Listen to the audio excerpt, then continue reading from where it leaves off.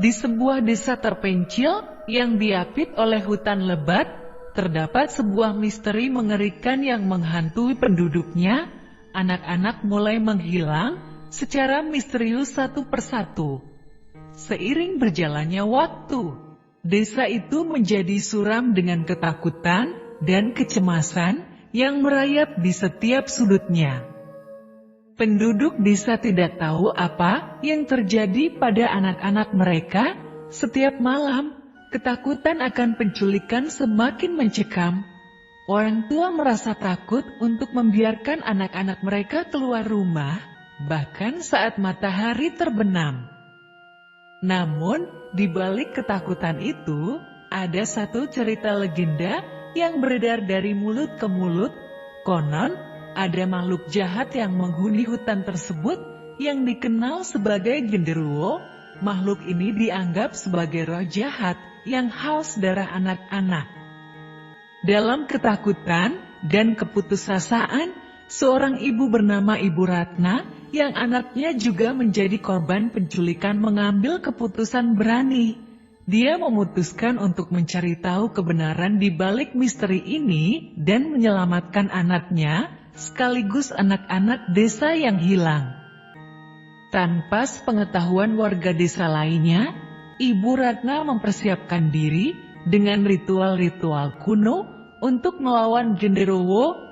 Pada malam hari yang gelap dan angin yang berdesir, dia menyusup masuk ke dalam hutan yang angker. Berbekal lilin yang kemaram dan mantra-mantra yang diberikan oleh dukun tua, Ibu Ratna mencari tahu jejak genderuwo. Suara-suara aneh menghantui langkahnya dan bayangan mengerikan merayap di balik pepohonan. Saat Ibu Ratna mencapai sebuah gua tua yang tersembunyi, dia merasa kehadiran kegelapan yang menyelimuti hatinya. Tidak takut, dia terus maju, mengandalkan tekadnya untuk menyelamatkan anaknya. Di dalam gua itu, terlihatlah genderuwo dengan wujudnya yang menyeramkan. Makhluk itu memiliki tubuh besar dengan rambut kusut yang menutupi hampir seluruh wajahnya. Matanya berwarna merah menyala, membuat siapapun yang melihatnya merasa menyesal.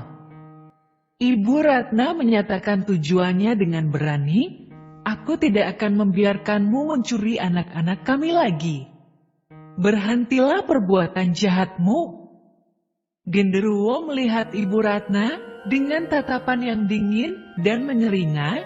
"Anak-anak adalah sumber makananku yang lezat. Kau tidak bisa menghentikanku." Tak tergoyahkan, Ibu Ratna mengambil setangkai bunga melati yang telah disiapkannya sebelumnya dan membacakan mantra dengan penuh keyakinan. Cahaya putih menyala di sekelilingnya, mengusir kegelapan di gua itu. Ternyata, genderuwo adalah makhluk yang lemah terhadap cahaya dan kebaikan. Dengan kekuatan mantra dan tekadnya, Ibu Ratna berhasil melemahkan genderuwo, mengungkapkan sisi lemahnya. Sementara itu, di luar hutan, warga desa menyusun rencana penyelamatan. Setelah menyadari bahwa Ibu Ratna telah pergi mencari genderuwo, mereka bersatu, membawa obor dan senjata sederhana untuk menghadapi genderuwo dan menyelamatkan anak-anak yang hilang. Kembali di dalam gua, Ibu Ratna berhasil menemukan anak-anak yang terkurung di antara kegelapan. Namun, genderuwo tidak menyerah begitu saja. Makhluk itu mencoba melawan dengan sisa-sisa kekuatannya, tetapi akhirnya dikalahkan oleh tekad dan persatuan warga desa yang berani. Dalam kejayaan kebaikan, Ibu Ratna dan warga desa berhasil menyelamatkan anak-anak yang hilang dan mengusir genderuwo dari desa mereka.